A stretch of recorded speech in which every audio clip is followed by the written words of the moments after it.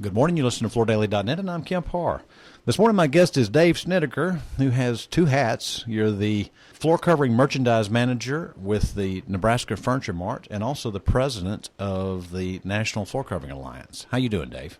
Great, Kemp. It's good to be with you. I couldn't make your event last week in San Diego. The NFA got together for their fall meeting. Let's get to that in a minute. Most people like to hear from you, Dave, because they know that Nebraska Furniture Mart is a company that knows what it's doing at retail. You have, I think, four basic areas of products, and one of them is floor covering, but you also are into appliances and furniture and electronics. So tell us how things are with Nebraska Furniture Mart at retail. Well, things are going well. Obviously, we opened the store in May down in Texas, so that's been a primary focus for quite some time. Things are going well in the regular stores, and the Texas stores have been doing awesome. Mm-hmm.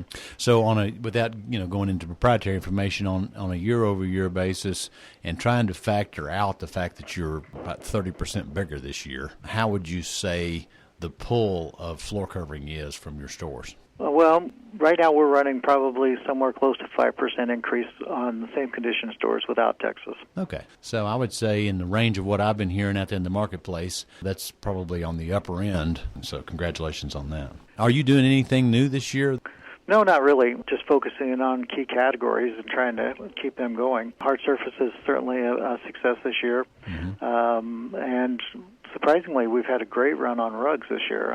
We've had 12 months of increase in rugs, double digits. Mm-hmm. So that's been fantastic. Let's delve a little further. In hard surfaces, obviously there's LVT, there's hardwood, and ceramic. Do you think LVT is what's pushing the hard surface business? This year, it's probably wood and LVT is the two prime push as far as categories go. Yeah. All right. Well, let's move to the NFA meeting. Just first off, most people, just as a refresher, know that this is a organization where the leadership is actually members that are out there in the trenches running their own organizations. You are a buying group. How many members are there now?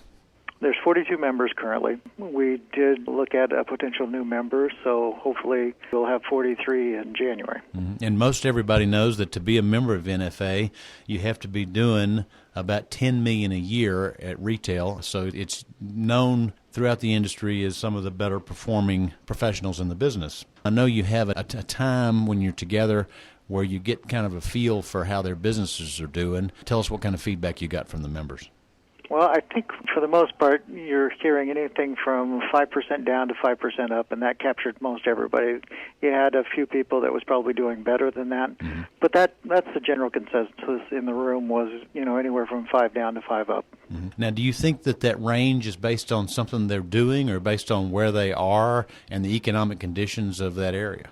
I think it's really a factor of the economic conditions in the local areas. Okay. Most of the people at NFA, and this is one of the reasons I like to spend time talking to them, they really understand the success of promotion. Tell us what you know about that.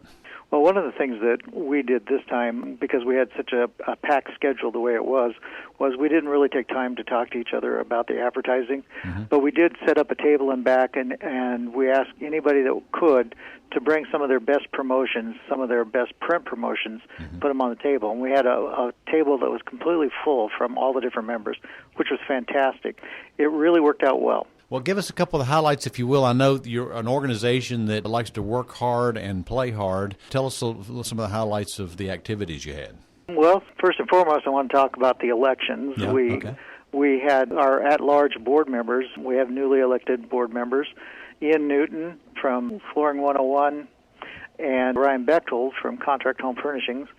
They were elected to the board, and Zach Aiken was reelected to the board. So we have some new board members coming on in January. We're excited about that. Mm-hmm. Probably the highlight of the activities was an evening at Miramar Base where we had our dinner and we had a show there, and they were getting ready for the air show coming. Mm-hmm. So there was a lot of products sitting around us that we could go out and look in and walk through and all of that. Mm-hmm. It was really a great evening. Mm-hmm. So this is a marine base. So you had both ships and aircraft there?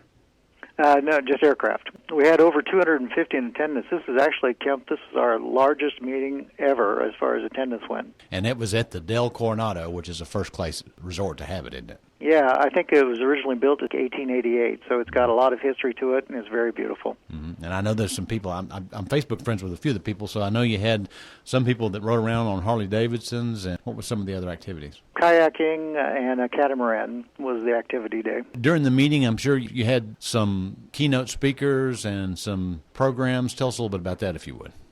Sure. Carol Cross came and spoke on digital marketing and talked about, mobile marketing, which was really something that's on everybody's mind all the time, really, is how to improve your access to your customers. And what made her an expert? She was at Armstrong for a while, wasn't she? Yeah, she's kind of worked at a lot of different places, and she's really, truly an expert in the field. And she's very, very interesting to listen to. We also had Jeff King from WFCA came and spoke to us about subcontractor and employee changes, things that are potentially coming. Mm-hmm. So that was very informative. And Don Meyer from Armstrong also came and addressed the group on the changes that's coming in Armstrong, or has come and will be coming. So it was an action-packed day, I can tell you. And I'm sure you had your core vendors there and probably some key personnel from all of them, right?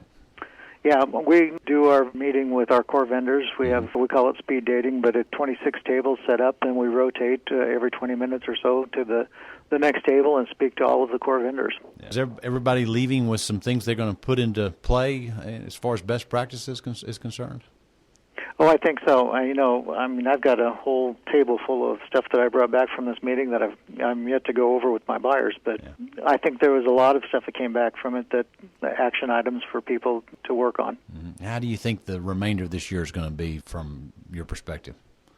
Well, hopefully it picks up a little bit. I think, the traffic's been a little bit tough. We're due for a little bit of a break in it. They talk about this phenomenon called the fall selling time, and the early stage of this is not really heated up. You think that we're going to start to feel some here now that the hurricane has passed on the East Coast and children are back at school? All you can say is we hope so. There doesn't seem to look like there's much of a break at this point, but I'm always hopeful that that's going to happen anytime soon now. Yeah. All right, Dave. Well, it's great to talk to you. Again, we're talking to Dave Snedeker, the president of the National Floor Covering Alliance and also the Floor Covering Merchandise Manager at Nebraska Furniture Mart. And you've been listening to Kemp Harr and FloorDaily.net.